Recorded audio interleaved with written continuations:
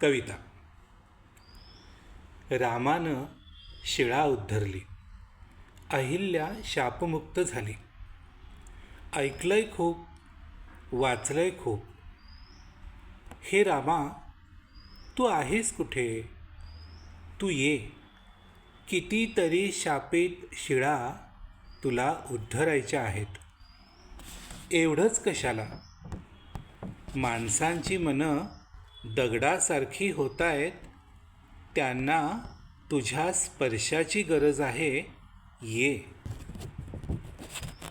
कितीही टाहो फोडला तरी इथं निष्ठुर, मत्त, उन्मत्त दगडासारखी हृदयं दीनदलितांसाठी द्रवत नाहीत.